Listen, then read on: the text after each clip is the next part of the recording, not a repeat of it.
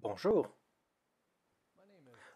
je m'appelle Les Bauer et je suis le directeur du centre Wild Creek Wellness Center.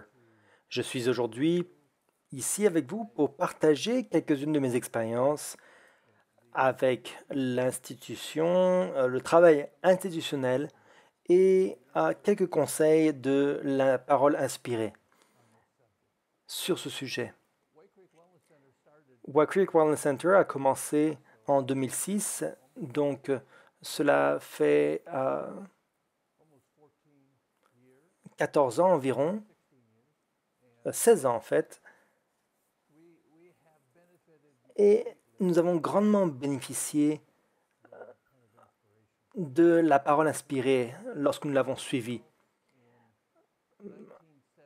En 1975, je suis allé dans l'Institut Philadelphie qui était formé par le docteur Charlotte Holmes et son mari Campbell. Ils avaient fondé cet institut en 1959. Avant cela, ils avaient un hôpital en Arkansas. Et le Seigneur les avait poussés à voir qu'ils ne faisaient pas exactement ce que le Seigneur voulait qu'ils fassent. Donc, ils ont commencé cet institut, ce centre de santé en Arkansas avec la, la- la décision de suivre simplement ce que la parole inspirée leur disait de faire. Et c'était un grand privilège de pouvoir apprendre dans ces circonstances. En 1959, je n'étais pas chrétien lorsque je suis allé les rejoindre. J'avais été végétarien depuis 3 ans et ils m'ont laissé venir et travailler dans le jardin biologique et j'étais invité au culte du matin, du soir et j'ai rencontré le Seigneur à cet endroit-là. Peut-être au bout de 6 à 8 mois, maintenant, celle qui est ma femme maintenant, Cathy, est venue aussi à l'Institut et elle n'était pas elle non plus chrétienne. Et rapidement plus tard aussi, elle a aussi accepté le Seigneur. Nous avons étudié ensemble et nous avons déterminé que c'est le travail que le Seigneur veut que nous fassions. Depuis ce moment-là, nous avons, euh, nous avons promis de faire du travail missionnaire médical dans tout ce que le Seigneur nous amenait à faire. Et finalement, nous avons dirigé cet institut en Arkansas et l'expérience a été magnifique. C'était des fois difficile, mais c'était une grande bénédiction. Aujourd'hui, je voudrais partager avec vous quelques paroles des écrits inspirés à propos de l'institution. On va considérer pourquoi nous devons avoir un institut médical missionnaire, où, où est-ce que il doit être situé, à quelle taille est-ce qu'il devrait être, dans quelle partie du pays, comment est-ce qu'on doit le faire, donc comment est-ce que nous devons travailler dans cette œuvre et qui doit le faire. Alors, si on regarde premièrement dans le livre Conseils sur la santé en anglais, ce livre est une compilation magnifique qui a été faite particulièrement pour le travail médical missionnaire. Et beaucoup de nos citations vont être prises dans ce livre. Il a été écrit en détail. Tous les extraits ont été pris dans les témoignages dans d'autres endroits. Alors voilà ce qu'il est dit à la page 204 en anglais. Il y a des années, le Seigneur m'a donné une lumière particulière concernant la création d'une institution sanitaire où les malades pourraient être traités selon des principes tout à fait différents de ceux suivis dans toutes les autres institutions de ce monde. Cette institution devrait être fondée et dirigée selon les principes bibliques, en tant que ressource du Seigneur, et elle devait être entre ses mains l'une des institutions les plus efficaces pour apporter la lumière au monde. Le dessein de Dieu était qu'elle se distingue par sa compétence scientifique, sa puissance morale et spirituelle, et qu'elle soit une sentinelle fidèle de la réforme dans tous ses aspects. Tous ceux qui devaient y jouer un rôle devaient être des réformateurs respectant ces principes et tenant compte de la lumière de la réforme sanitaire qui brille sur nous en tant que peuple. Alors, où, pourquoi est-ce que nous faisons ce travail? Nous faisons ce travail pour donner la lumière au monde, pour montrer au monde ce que Dieu avait prévu pour la réforme. Le même livre, à la page 205, Dieu a voulu que l'institution qu'il établirait soit un phare lumineux, un avertissement et un reproche.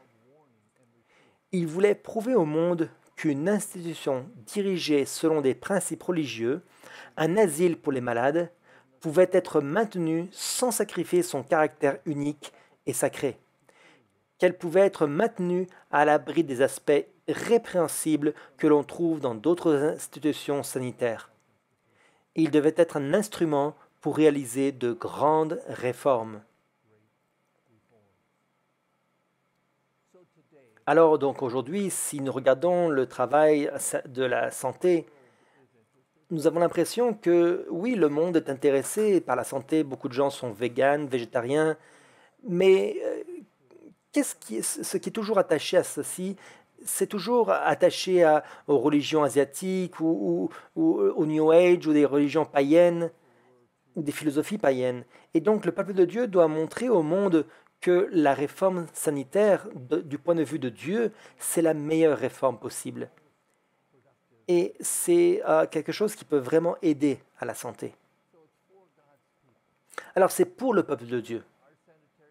Nos sanatoriums doivent aider à compléter le nombre de personnes du peuple de Dieu.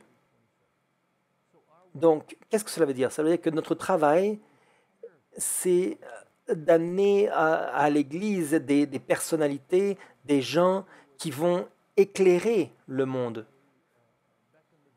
Des gens qui ne seraient pas entrés à l'Église naturellement, des gens qui vont rencontrer Dieu à travers le message de la santé. Toujours dans le ministère médical, à la page 252, on n'a pas dit un mot de trop pour défendre et louer le véritable travail missionnaire médical. Lié à d'autres lignes d'action de l'Évangile, l'œuvre missionnaire médicale est l'instrument par lequel le sol est préparé pour la semence de la vérité et l'instrument aussi par lequel la moisson est récoltée. Si tous nos pasteurs avaient reçu et mis en pratique la lumière que Dieu a donnée sur la réforme sanitaire, les nécessiteux et les exclus seraient inclus dans chaque effort d'évangélisation dans une mesure beaucoup plus grande qu'ils ne l'ont été. Avec le travail missionnaire médical agissant comme une main secourable du ministère de l'Évangile, les malades seraient restaurés à la santé et beaucoup d'âmes seraient conduites dans la lumière.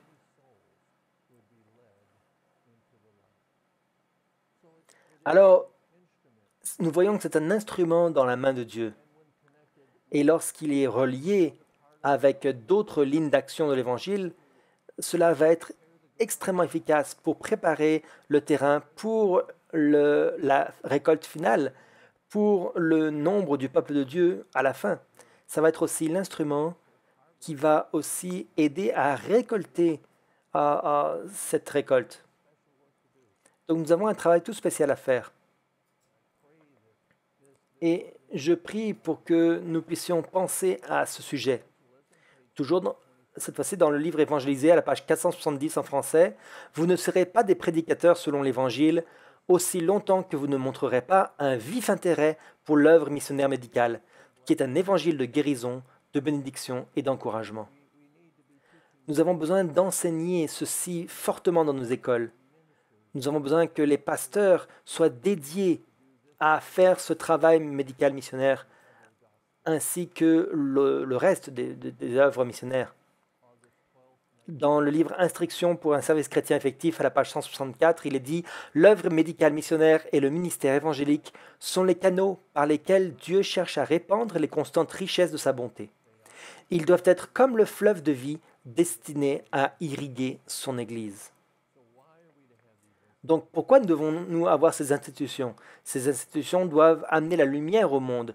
Elles doivent amener les gens, le peuple de Dieu en relation avec les mondains. Et c'est aussi pour fortifier et pour nourrir l'Église avec les principes de la vraie réforme. Si nous n'agissons pas de cette manière, nous allons perdre ces principes. Ils vont devenir comme quelque chose qui ne sera pas pratiqué et respecté dans l'Église. Dieu veut que nous élevons ce bras droit du message de la santé pour fortifier l'Église aussi. Dans Rayon de santé, page 316, il est dit: La volonté de Dieu est que nous imitions les premiers disciples dans leur méthode de travail. La guérison physique va de pair avec la proclamation de l'Évangile. Elles ne doivent jamais être séparées. Donc nous ne devons jamais séparer la guérison et la proclamation de l'Évangile. Si vous regardez le travail, la méthode de Christ, très souvent, il a fait du travail de la guérison physique bien plus que de la prédication, parce que le besoin était là. Et c'est ce qui se passe aujourd'hui dans le monde. Les maladies sont partout. Les gens sont tellement malades que le monde est envahi. Et nous avons besoin d'élever plus haut ce ministère. Où devons-nous alors agir? Toujours dans le livre Conseil à la santé, mais en anglais, puisqu'il n'existe pas en français, il est dit: Dieu a qualifié son peuple pour éclairer le monde. Il lui a confié des facultés qui lui permettront d'atteindre son œuvre jusqu'à ce qu'elle fasse le tour du monde. Dans toutes les parties de la terre, ils doivent établir des sanatoriums, des écoles, des maisons d'édition et d'autres installations similaires pour l'accomplissement de son œuvre. Donc, où cela devait être partout pour faire le tour du globe. Dans notre Église, aujourd'hui, nous avons seulement quelques endroits autour du monde et nous devrions faire le tour du globe avec ce travail. Le paragraphe suivant nous dit: Le Christ coopère avec ceux qui s'engagent dans le travail médical missionnaire. Les hommes et les femmes qui, de manière désintéressée, font ce qu'ils peuvent pour établir des sanatoriums et des salles de soins dans de nombreux pays seront richement récompensés. Ceux qui visiteront ces institutions en tireront des bénéfices physiques, mentaux et spirituels. Les personnes fatiguées seront rafraîchies. Les malades seront rétablis. Les personnes accablées par le péché seront soulagées. Dans les pays lointains, ceux dont les cœurs sont réorientés vers la justice par ces institutions feront entendre des remerciements et des hymnes. Par leur chant de louange reconnaissante, un témoignage sera porté qui gagnera d'autres personnes à l'allégeance et à la communion avec le Christ.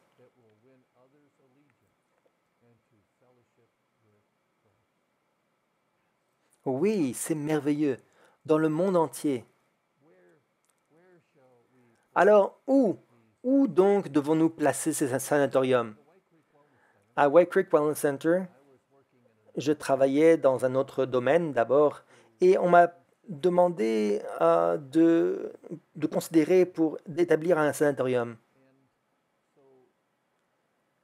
Et donc, nous avons fait une liste de critères qui vient de l'esprit de prophétie pour voir si ces critères pouvaient être remplis. Et je suis venu, c'est 100 acres à la fin d'une route. Il n'y a pas d'autres constructions tout autour, il n'y a pas d'autres bâtiments, c'est la nature. Est-ce que c'est ça que Dieu veut? Voyons-le. Lisons.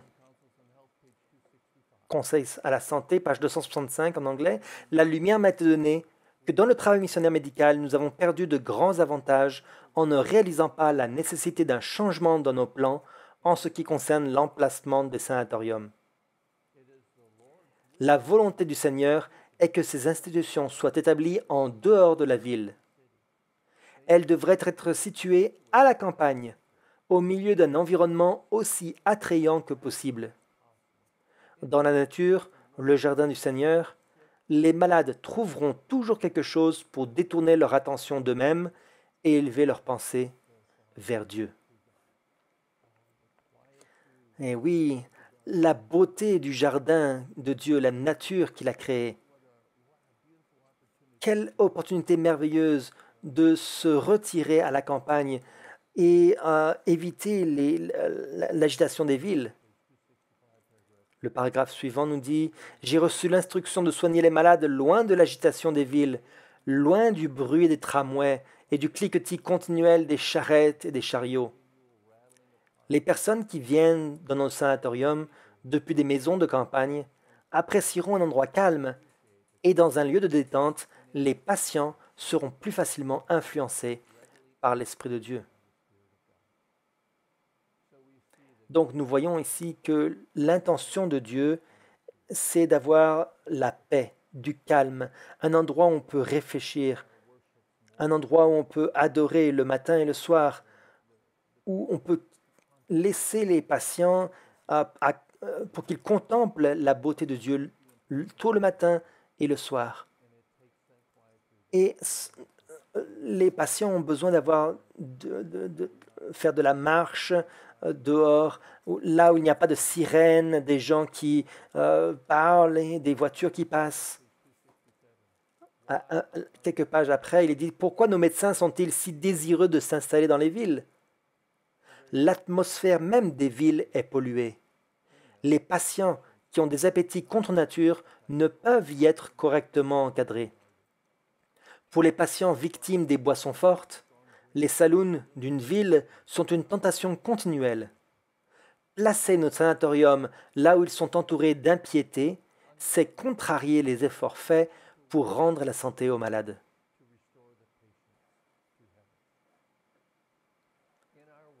Dans notre travail, dans notre institut, nous allons rencontrer des gens qui ont différents problèmes. Certains sont des victimes de la société, des victimes de l'alcool, des victimes de drogues qui courent dans les rues, des victimes de médicaments qui leur ont été prescrits. C'est très rare de trouver quelqu'un qui n'a pas pris des médicaments depuis plusieurs années. Des médicaments qui ne fonctionnent pas forcément et qui les rendent de plus en plus malades. Alors, il est très important qu'ils puissent avoir de l'air frais, un environnement rafraîchissant et qu'ils ne soient pas attirés par ces choses que le monde leur offre. Nous avons rencontré beaucoup d'individus qui sont venus ici avec ces problèmes-là. Toujours, conseil sur la santé, à la page 267. Dans l'avenir, l'état des choses dans les villes deviendra de plus en plus déplorable et l'influence de l'environnement urbain sera reconnue comme défavorable à l'accomplissement du travail que nos sanatoriums devraient faire. Je ne sais pas, je ne sais pas comment dire une vérité plus claire que celle-ci. Les villes sont pleines de violence, elles sont remplies de sexualité et de perversité partout autour de nous. Nous avons véritablement besoin d'amener les gens pour les fortifier dans un environnement paisible et calme. Nous devons aussi considérer quelque chose d'autre. C'est pas seulement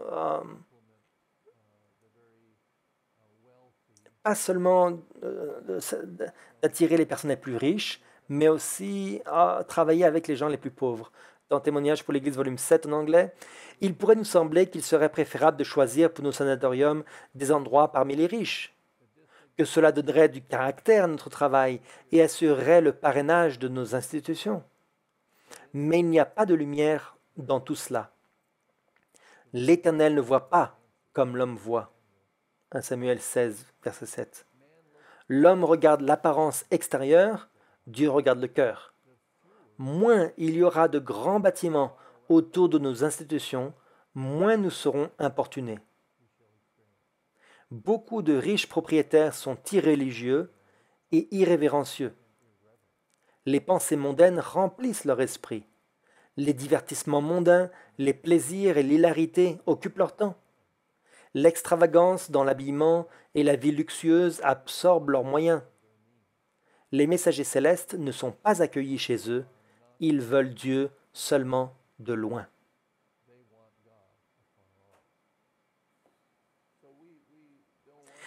Donc nous ne voulons pas nous situer dans des endroits luxueux, dans des territoires, dans des régions qui sont riches. Nous ne voulons pas non plus être dans des endroits les plus pauvres non plus, mais nous voulons être dans la nature véritablement autour de ces choses, loin de ces choses, loin d'un environnement qui peut les attirer, quelque chose qui soit différent, qui évoque des attirances différentes. Alors comment? Comment pouvons-nous faire ce travail? Parmi les plus grands dangers qui menacent nos établissements de santé, il y a l'influence des médecins, des administrateurs et des assistants qui professent croire à la vérité présente, mais qui n'ont jamais pris pleinement position sur la réforme sanitaire. Certains n'ont aucun scrupule de conscience en ce qui concerne leur alimentation, leur boisson et leur habillement. Comment le médecin ou toute autre personne peut-elle présenter la situation telle qu'elle est, alors qu'elle se livre elle-même à l'utilisation de produits nocifs? La bénédiction de Dieu reposera sur tous les efforts déployés pour éveiller l'intérêt pour la réforme sanitaire, car elle est nécessaire partout. Il doit y avoir un réveil dans ce domaine, car Dieu a l'intention d'accomplir beaucoup par ce moyen.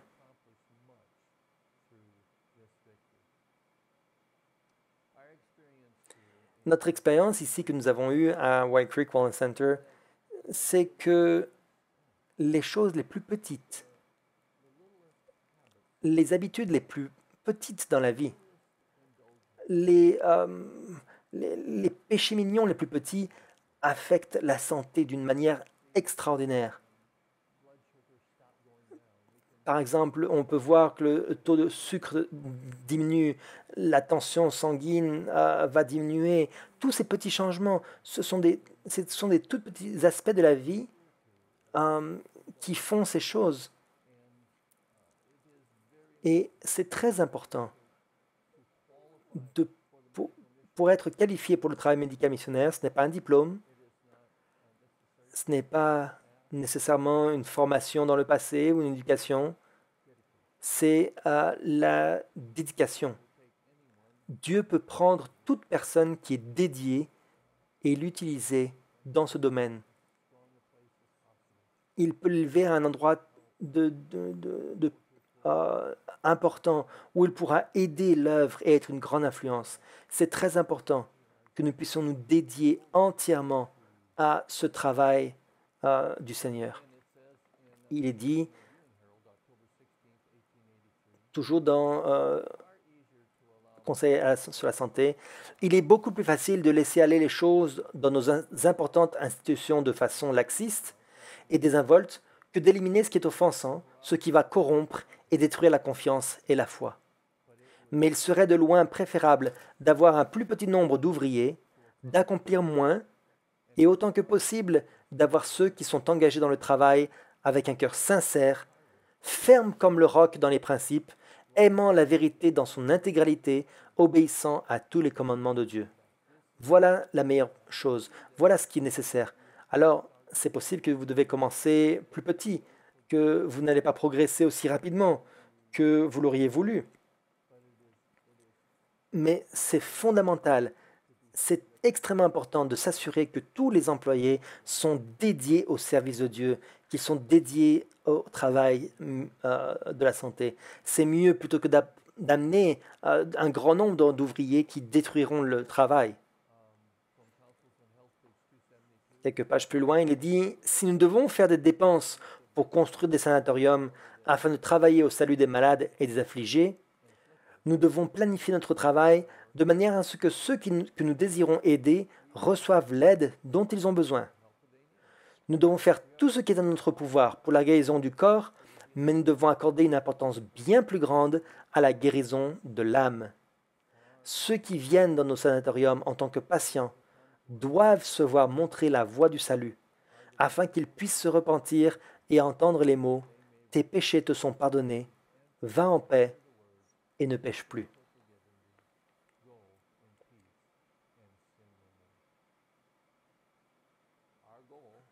Notre objectif, ce n'est pas de faire des pécheurs en bonne santé. Notre objectif, c'est d'amener des pécheurs au pied de la croix. Voilà pourquoi Dieu a choisi ce travail. C'est une ouverture dans la vie d'une personne, pouvoir partager des choses personnelles que nous n'aurions pas pu partager avec d'autres, avoir une relation proche avec quelqu'un où nous pouvons toucher l'âme de chaque patient qui vient au sanatorium. Un peu plus loin encore, il est dit, les hommes qui acceptent un poste dans l'un de nos établissements de santé devraient le faire avec une compréhension aussi complète que possible de ses responsabilités. Le Seigneur a promis d'être une aide présente dans tous les moments de besoin, et il n'y a aucune excuse pour ne pas faire un travail missionnaire plus concret au sanatorium. Une bien meilleure attention devrait être accordée à l'obtention d'une aptitude à chaque tâche. Les travailleurs devraient chercher à s'améliorer afin de pouvoir accomplir leur travail de la meilleure façon possible et avec fidélité, de manière à rencontrer l'approbation de Dieu. Les occasions de faire le bien ont toujours été bien en avance sur les ouvriers, parce qu'ils n'ont pas réussi à les voir et à les améliorer, parce que l'ennemi de la justice a eu un pouvoir de contrôle sur leurs esprits.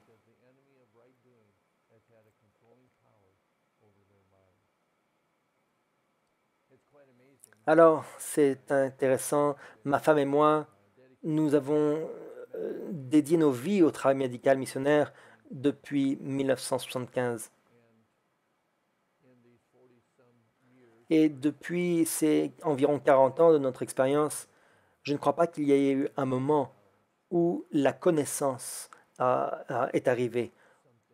Il y a toujours quelque chose de nouveau à apprendre aujourd'hui, quelque chose qui affecte la société de plus en plus, des nouvelles inventions, des nouvelles techniques, des nouvelles technologies qui affectent la machine humaine du corps.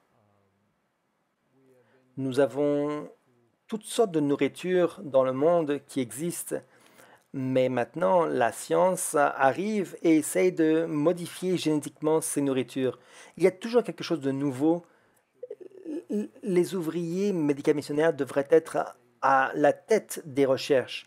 Non seulement les OGM, mais il y a aussi toutes sortes d'organismes génétiquement modifiés dans la nature. L'homme lui-même cherche à être modifié.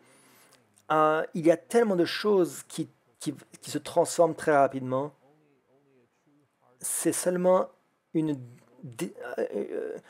un désir de rechercher la vérité et de vivre par la vérité et de se développer autant que possible dans le domaine de la santé qui peut arriver à étudier toutes les nouvelles technologies.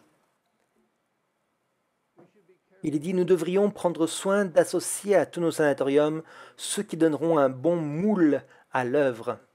Les caractères devraient être formés ici selon la similitude divine. Ce n'est pas l'habit coûteux qui nous donnera de l'influence, mais c'est par la véritable humilité chrétienne que nous exalterons notre Sauveur. Notre seul espoir de réussir à faire du bien aux gens du monde qui viennent dans nos sanatoriums en tant qu'invités est que les employés, sans exception, maintiennent un lien vivant avec Dieu. Si les employés de nos sanatoriums s'abandonnent à Dieu et prennent une position élevée en tant que croyants dans la vérité, le Seigneur les reconnaîtra et nous verrons un grand travail accompli dans ces institutions.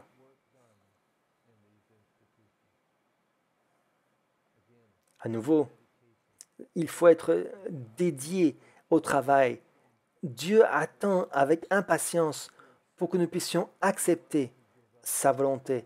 Il veut développer toutes sortes de choses en chacun d'entre nous. À un autre point, il est dit à un moment donné, vous avez suggéré que si les directeurs de nos institutions offraient des salaires plus élevés, ils obtiendraient une classe supérieure d'ouvriers et donc un travail de meilleure qualité. Mon frère, un tel raisonnement n'est pas en harmonie avec les plans du Seigneur. Nous sommes tous ses serviteurs. Nous ne nous appartenons pas. Nous avons été achetés à un prix et nous devons glorifier Dieu dans notre corps et dans notre esprit qui sont les siens. C'est une leçon que nous devons apprendre. Nous avons besoin de la discipline essentielle au développement de la plénitude du caractère chrétien.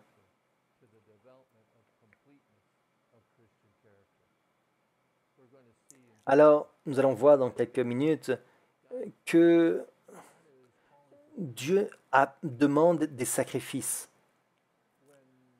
Lorsque ma femme et moi avons commencé à travailler pour le sanatorium en Arkansas en 1975, nous n'étions pas payés.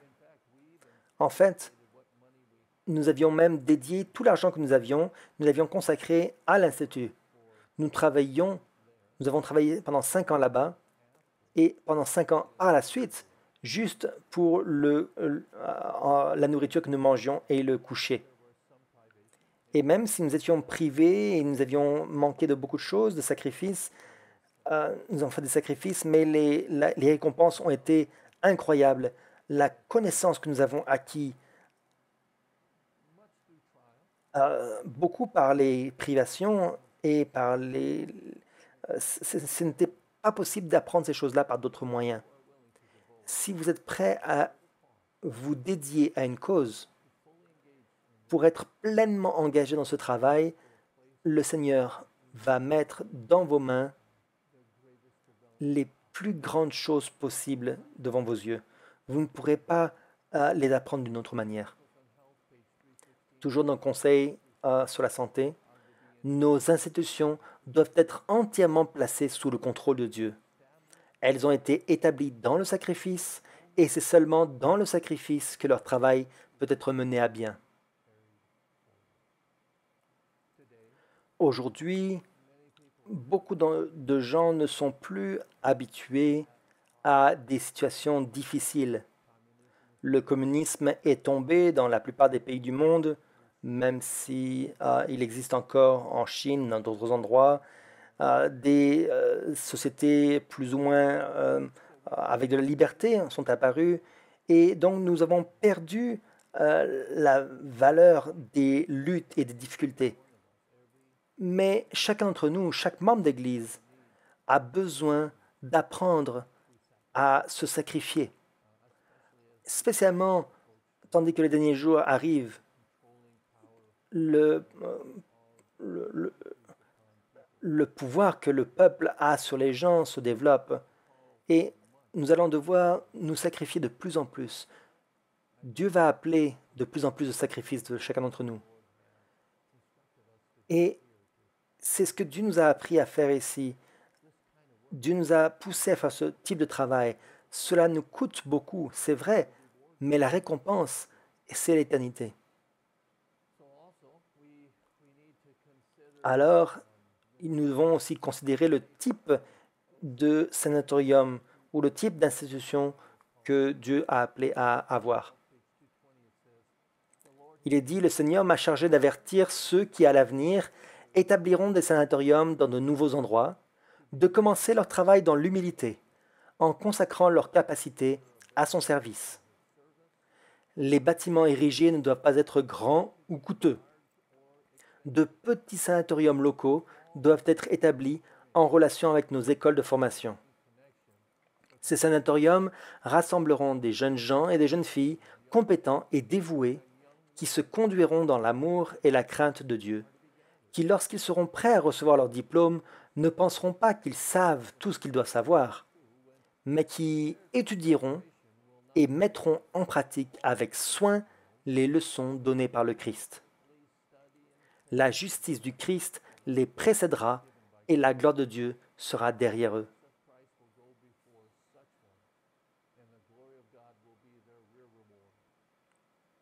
Alors ici, nous voyons qu'il y a beaucoup de sagesse dans ces passages.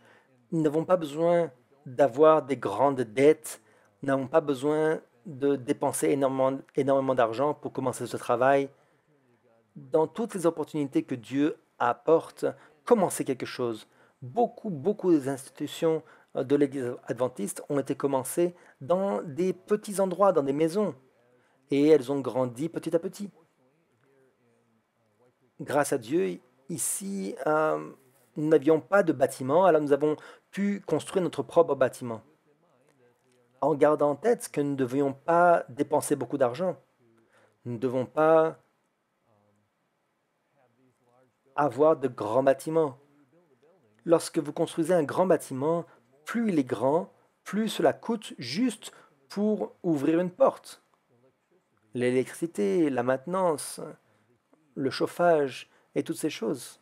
Cela coûte de l'argent, cela coûte beaucoup d'argent. Certains endroits coûtent même 1000 $ par jour juste pour les maintenir. C'est une dépense incroyable.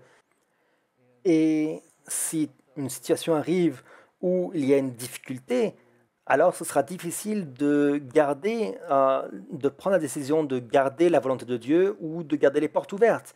Parce que si on a des grosses dépenses, on aura la tendance à négliger la volonté de Dieu pour garder les clients.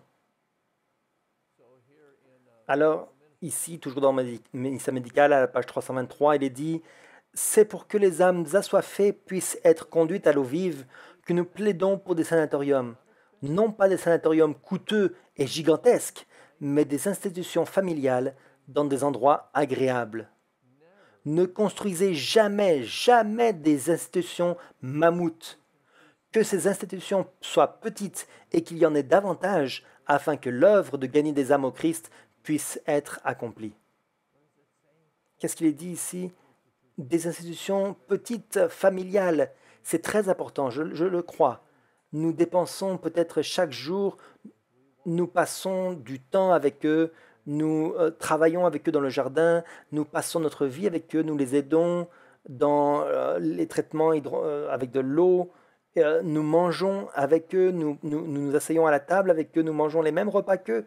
Et ils regardent votre assiette, ils voient ce que vous faites, ils voient comment vous agissez, ils voient comment vous arrangez les choses, comment vous travaillez, ils posent des questions. Pourquoi ceci, pourquoi cela? Alors, cet environnement familial, ils sont plus détendus et très souvent, lorsque je remplis des formulaires, les informations sur les clients, nous avons bien sûr une feuille d'informations sur la santé. Lorsque nous posons les questions, ce n'est pas tout que les gens écrivent sur le papier. Mais lorsque nous passons du temps avec eux dans un environnement familial, ils se relaxent et certains aspects de leur vie viennent à la surface et vous pouvez les aider à ce moment-là. On peut leur dire, votre vie serait bien améliorée si vous faisiez ceci ou cela, essayez ceci, vous verrez. Et c'est pour cela que cela doit être petit, non pas dans les dettes. Nous ne devons pas avoir des grandes institutions. Nous avons seulement 7 chambres et 5 salles de bain dans notre facilité. Et nous avons au maximum 10 à 12 personnes. Souvent, nous avons entre 6 et 8 personnes en même temps. Tout le monde devient ami, ils partagent les choses ensemble. Ils ne sont pas des étrangers les uns avec les autres. Ce n'est pas quelque chose qui est froid, c'est au contraire un environnement familial. Voilà une photo ou une image du sanatorium de Battle Creek. Ça, c'est une institution vraiment très large. C'était dans la prospérité. Il y avait environ 2 blocs avec plus de 2000 employés. Nous voyons ici que c'est trop gros. Vous perdez l'individualité. Comment est-ce que vous pouvez contrôler, comment est-ce que vous pouvez administrer tous les employés, comment vous assurer que tous soient dédiés au travail sanitaire, comment vous pouvez connaître chaque patient qui vient, chaque personne qui vient, qui passe la porte. C'est impossible. Et bien sûr, l'institution se détourne petit à petit de la véritable connaissance de Dieu. Faites attention. À nouveau, chacun d'entre nous, nous pouvons commencer ce travail. Si Dieu vous pousse à le faire, si vos familles sont impliquées dans cette situation, vous pouvez amener des gens chez vous. Et Dieu peut vous aider, Dieu peut vous former, vous éduquer pour que vous puissiez avancer dans ce domaine. deux références encore dans Instruction pour un service chrétien effectif à la page 164. La volonté de Dieu est que nous imitions les premiers disciples dans leur méthode de travail. La guérison physique va de pair avec la proclamation de l'Évangile. Elles ne doivent jamais être séparées. Jamais séparer la guérison physique avec la proclamation de l'Évangile. Et le dernier paragraphe ou le dernier texte dans Témoignage pour l'Église, volume 7 en anglais, ça c'est pour tous, pour chacun d'entre nous. Il est dit, nous sommes arrivés à un moment où chaque membre de l'Église devrait s'engager dans le travail missionnaire médical. Chaque membre de l'Église.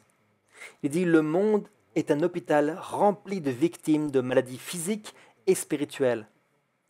Partout, des gens périssent par manque de connaissance des vérités qui nous ont été confiées. Les membres de l'Église ont besoin d'un réveil afin qu'ils puissent prendre conscience de leur responsabilité de transmettre ces vérités. C'est aussi un point de salut pour chacun d'entre nous. Plus vous êtes impliqué dans l'œuvre, plus vous allez voir le besoin de vous dédier au service de Dieu et à ses principes divins. Cela va être une fortification de vous-même. Vous allez vous fortifier vous-même, vous allez fortifier votre église locale et vous allez être une bénédiction à la société. Merci pour votre temps et que Dieu vous bénisse dans vos efforts.